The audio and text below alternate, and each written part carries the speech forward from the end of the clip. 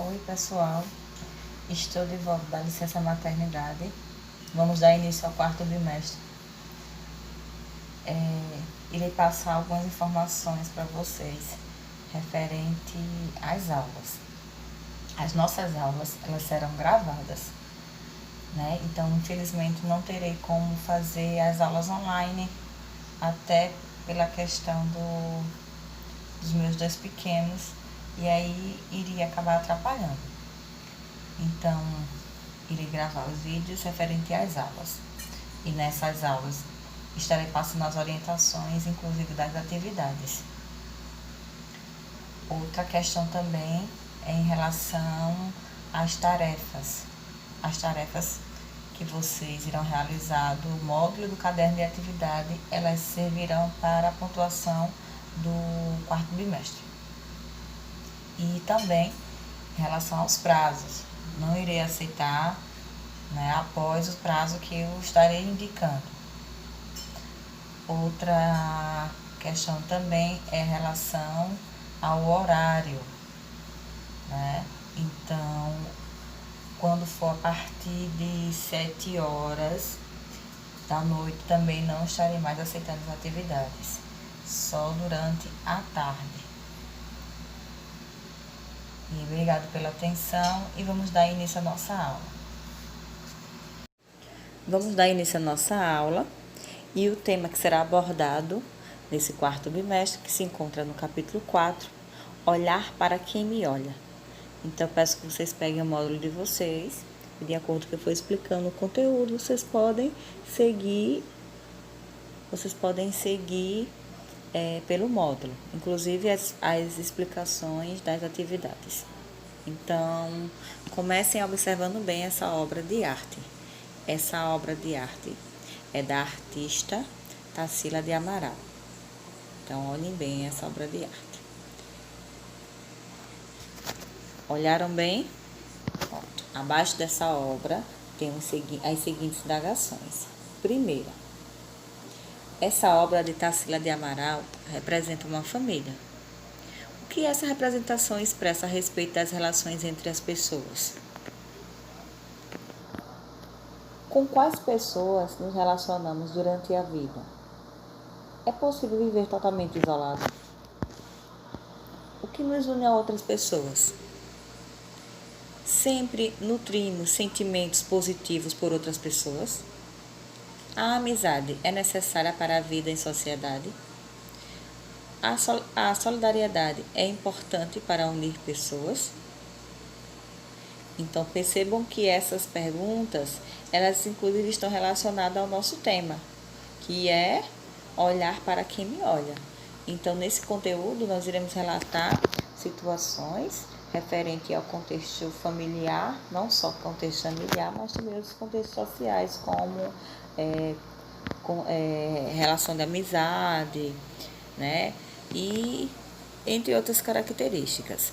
Então, eu vou pedir para vocês responderem essas 7 questões no caderno de vocês de forma argumentativa, certo? Então, essa vai ser a primeira atividade. Então, vocês vão perceber que a partir do momento que vocês começarem a responder, vocês vão conseguir compreender melhor o assunto, certo? Falando exatamente sobre essa questão do olhar para quem me olha, né? No sentido do olhar para quem me olha, não é no sentido só de apenas alguém visualizar você, mas no sentido também, no sentido de fato relacional, no sentido da união de uma pessoa com outra, né? Não só a união entre marido e mulher, mas a união também entre amizades e, né, entre grupos sociais, religião, por exemplo, e entre outros fatores, certo? Então, deixo para vocês já essa tarefinha para vocês conseguirem se familiarizar melhor sobre a nossa temática. Dando sequência ao módulo, então iremos para a página 3. O próximo tópico, fios que nos unem. Então, no decorrer das nossas vidas, estamos sempre em contato com pessoas. Estabelecemos diferentes tipos de relações com os outros e convivemos com eles nos mais diversos grupos e contextos sociais. Por isso, é pouco provável que passe pela nossa cabeça a hipótese de não convivermos com ninguém. Então, vocês já podem perceber que esse primeiro parágrafo já traz um pouco da característica relacionada às questões anteriores. Então, esse parágrafo ele traz a questão da relação social que é constante no nosso dia a dia e que seria muito difícil se uma pessoa ela vivesse sozinha. No entanto, considerar essa hipótese do isolamento de viver sozinha pode nos envolver em uma interessante reflexão sobre a nossa dupla condição de indivíduos e de seres sociais. Sendo assim, por um momento, procure se imaginar vivendo totalmente isolado, distante do convívio de qualquer outra pessoa. Será que isso seria possível? Será que você iria conseguir sobreviver sozinho? Né? Então, deixa essa indagação para vocês. Porque alguém pode dizer, eu consigo muito bem viver sozinho. Mas será? Né? Que você ia, de fato, conseguir viver sozinho? Ou a gente precisa um do outro, né? Para possuir essa relação social e, acima de tudo, essa uma convivência. A gente sabe que na ficção, a ficção traz filmes, né? Onde eles relatam situações onde uma determinada pessoa ela fica isolada. Aí aqui no módulo de vocês, ele traz um filme chamado O Náufrago. Nesse filme, né, ele conta a história de um homem que sobrevive num acidente sozinho durante 2 anos. Ele fica em uma ilha deserta, no Oceano Pacífico. Só que esse homem, o que foi que ele fez? O personagem ele transforma uma bola de vôlei em um amigo, a quem ele dá um nome e ele começa a dialogar constantemente. Então, vocês começam a imaginar quais razões levaram essa pessoa, né, a agir dessa forma, a pegar uma bola de vôlei, dar um nome a essa bola e conversar com essa pessoa constantemente. Né? Não será se não está relacionado à pergunta anterior, né, que eu fiz para vocês, se vocês realmente iriam conseguir sobreviver sozinho? Será? Então, coloquem aí a cabecinha para funcionar e vão pensando. Na vida real, a experiência de viver em contato com inúmeras pessoas nos faz olhar uns para os outros. Assim, reconhecemos os demais e somos reconhecidos por eles. Percebemos semelhanças que nos aproximam e descobrimos diferenças que nos tornam seres únicos no tempo e no espaço. Então, a partir de agora, a gente vai refletir sobre os fios. Os fios que nos unem a outras pessoas, né? A outras pessoas, seres importantes. Assim também como a gente vai tentar entender também essa característica de semelhança e de diferença, né, que temos, né, entre nós, mas que acima de tudo nos unem por um fio. Na sequência, vamos para a página 4.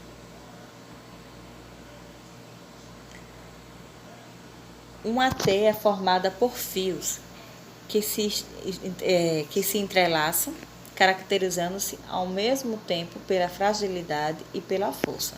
Nas últimas décadas, a teia vem sendo utilizada como símbolo para representar as relações que nos unem ao meio ambiente, aos demais seres vivos e às outras pessoas. Aí o poema a seguir trata exatamente dessa representação simbólica. Então, aqui, né, nós estamos trabalhando a relação do fio e citando como exemplo a questão da teia de aranha no sentido de união, que vocês podem até observar aí na imagem ao lado do poema. Então, eu vou fazer o seguinte questionamento para vocês, né? Vocês concordam, né, que existe uma ligação, né, de um indivíduo com o outro, tornando-se essa teia, né, vamos dar o nome assim de teia de aranha, né, e a partir do momento que uma pessoa ela vamos dizer assim, se desloca, ela sai dessa união, isso fica fragilizado. O que é que vocês acham sobre isso? Então, será se de fato a gente necessita do outro para conseguir conviver, né, conviver inclusive melhor? né? Apesar das diferenças e semelhanças. E ainda faço outro questionamento. Por que as pessoas costumam apontar e criticar uns aos outros? Se existe essa necessidade para que ocorra essa união, essa formação dessa teia, certo? Então vamos para o poema agora. O título do poema é Vida. Trama que une e reúne pessoas, costura delicada em pontos e nós, fio que alinhava caminhos e sonhos, meada que une destinos e histórias, laço de encontro, reencontro e beleza, renda de tecida por atos e escolhas, novelo que a todos envolve e aproxima, teia que entrelaça e ente e o amanhã, o ontem e o amanhã, desculpa. Então, deixo aí para vocês fazerem a leitura com mais calma sobre esse poema. E aí, se vocês, né, concordam com que esse poema ele retrata, que tanto que o título dele se chama Vida, né, onde ele traz essa questão da união, né, de pessoas, da questão dos caminhos e sonhos que se entrelaçam, né, vão se envolvendo e se aproximando. Aí, a partir da leitura desse poema, vocês irão responder essas questões abaixo. Então, aqui vocês vão perceber que tem reúna com os colegas para um diálogo, o que será, o qual será como uma teia invisível, uma teia de ideias. Então, né, como infelizmente nós ainda não estamos com aula presencial, então essa discussão vocês irão responder, cada um de vocês respondem de preferência no caderno, e aí, de forma argumentativa, responde e diz o porquê você tem essa determinada opinião. Na letra B, vocês vão perceber que tem assim, registre o que você ouviu ou pensou de mais importante durante esse diálogo. Então, essa letra B, a gente descarta ela, não precisa responder, né? Até porque nós, infelizmente, não teremos esse diálogo, já que nós não estamos com aulas presenciais. Aí fica só a letra A. Esses tópicos são no total 5 que vocês irão responder, certo? De forma argumentativa, ou seja, justificar a resposta de cada questão. Aí tem a segunda questão, que vocês irão interpretar aí essa obra. Vocês irão fazer a interpretação dessa obra, de Maurits Escher. Então, aqui, ó. Observa a imagem de uma gravura produzida por Maurits Escher, que é um artista holandês do século XX. E aí vocês irão registrar a opinião de vocês nessa linha ao lado, mas também podem registrar no caderno, sem problema nenhum, sobre o que vocês, né, entenderam referente a essa obra de arte. Aí eu peço que vocês prestem bem atenção. Eu vou fazer algumas indagações e aí você irá contribuir, ou seja, irá ajudar para vocês responderem essas questões, certo? Dessa interpretação dessa obra. A primeira é o seguinte: por que as pessoas representadas estão colocadas na obra dessa forma? O que elas estão demonstrando na imagem? O que os elementos que cercam as pessoas representadas podem expressar em relação a elas? Podemos imaginar uma pequena história para explicar a cena representada na obra? Então, espero que contribua para a interpretação de vocês. Então, deixam aí essas 4 indagações que vocês podem analisar bem essa obra de arte e dar justificativa. Dando continuidade, né? Então, entre as diversas leituras possíveis, a obra Laços de União lembra algo que é, ao mesmo tempo, uma capacidade e uma necessidade dos seres humanos, relacionar-se com os demais. Afinal, os indivíduos são incompletos e dependem uns dos outros em várias situações.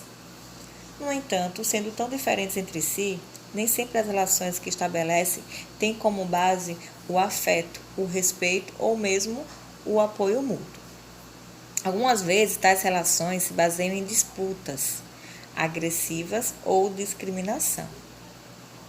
Então, a seguir, a gente vai encontrar informações e questionamentos para refletir sobre essas diferentes formas de relacionamento entre as pessoas, né? Porque nem sempre o relacionamento ele é positivo. O relacionamento também ele pode ser agressivo. A partir do momento que você se relaciona com a pessoa e o tempo todo você está criticando, dizendo que ela é feia, dizendo que ela é, né, isso, aquilo, então não é um relacionamento positivo, é um relacionamento que você está fazendo mal ao outro, né? Então, infelizmente, existe esse lado, né, que é o lado que deve realmente ser policiado para que não ocorra.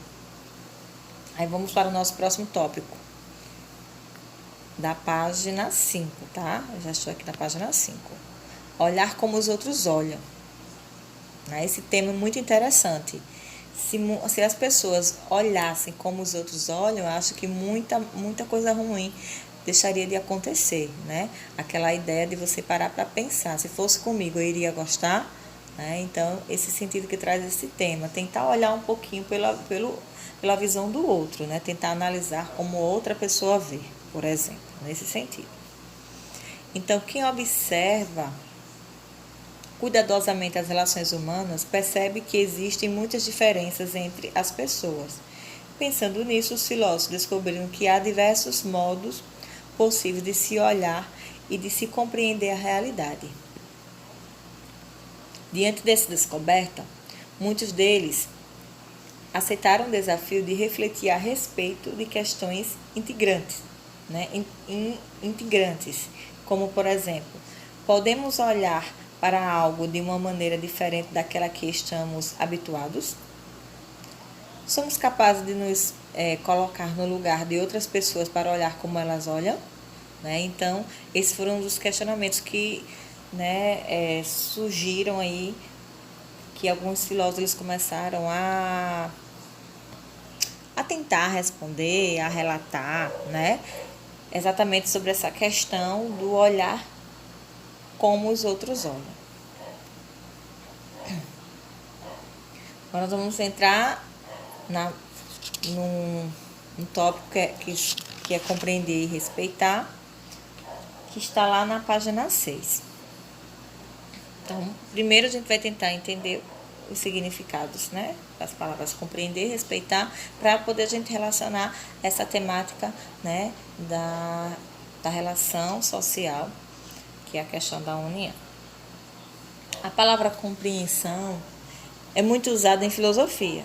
Ela tem diversos significados que podem nos ajudar a refletir sobre nossa maneira de pensar e também sobre nossa maneira de conviver com os outros. Por exemplo, quando uma pessoa afirma que compreendeu uma frase ou um texto, isso pode significar que ela ouviu ou leu claramente as palavras, que entendeu o que se quis expressar, que a ideia expressa fez sentido para ela, né? Então, a palavra compreensão é muito utilizada na filosofia e ela pode relatar diferentes significados, né? De acordo com o modo de pensar de cada pessoa, né? Porque de repente eu posso trazer uma obra de arte para vocês e aí pedir para vocês fazerem uma interpretação da obra de arte do que o autor quis relatar e um aluno da sala dizer, certo, eu compreendi, mas de repente outro aluno também disse que compreendeu, mas a compreensão aí, né, desses dois alunos foram uma compreensão de maneira diferente. Um compreendeu de uma forma e o outro compreendeu de outro, que não significa que esteja errado, né? Porque aí, como o próprio texto diz, a palavra compreensão ela pode ter diferentes significados. Além disso, quando uma pessoa reclama dizendo, você não compreende, pode estar se referindo não apenas à ideia e pensamentos, mas a sentimentos e expressões que são importantes para ela. Aí, nesse caso, o sentido da palavra compreender se aproxima não só de entender, mas também de compartilhar e respeitar. Olha aí, né? A palavra compreender pode estar relacionada à ideia de entender, de compartilhar e também de respeitar. Então, tem que se analisar bem o contexto. Contudo, muitas das vezes, as diferenças entre as pessoas e seus pontos de vista sobre o mesmo assunto trazem dificuldades para que uma entenda as razões pelas quais a outra não age, não sente ou não pensa do mesmo modo que ela. Né? Então, a imagem a seguir vai trazer exatamente, através dessa imagem, essa ideia de que a compreensão para uma pessoa pode ser diferente da compreensão para outra pessoa. O entender de uma pessoa pode ser diferente do entender de outra pessoa. Então, vamos aí para a análise da imagem, né? Em conexões. Então, essa imagem é de uma outra obra, né? Do mesmo autor anterior, que eu tinha mostrado para vocês anteriormente, a obra do artista Mauritius Escher. Ela representa um ambiente sendo observado em posições distintas. Então, veja como diferem entre si as percepções do ambiente quando ele é observado de cima para baixo ou de baixo para cima. Essa imagem aqui. Então, vocês analisar bem e irão responder a seguinte questão, né? O que faz você pensar nessa imagem referente à palavra compreensão? Então, vocês irão, né, fazer a anotação de vocês aí ao lado da imagem. O que é que vocês entendem? Pensando sobre a palavra compreensão, né? E analisando essa imagem. O que é que passa pela cabeça de vocês? E aí, a última questão, para a gente finalizar a nossa aula de hoje, é a questão 2 e 3 da página 7. A questão 2. Reflita e dialogue com os colegas em busca de algumas sugestões que possam ajudar as pessoas a compreender atitudes, sentimentos e pensamentos diferentes dos seus.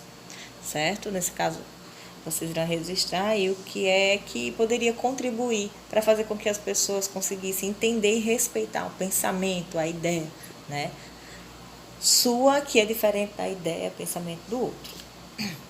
E por último, a terceira questão, reflita e com suas palavras responda essa questão. Para você, o que significa compreensão? Então, finalizando a nossa aula de hoje, deixo aí para vocês essas questões para vocês responderem e para enviarem para mim até sexta-feira, né? Então, a partir de sexta eu já não aceito, lembrando a questão do horário.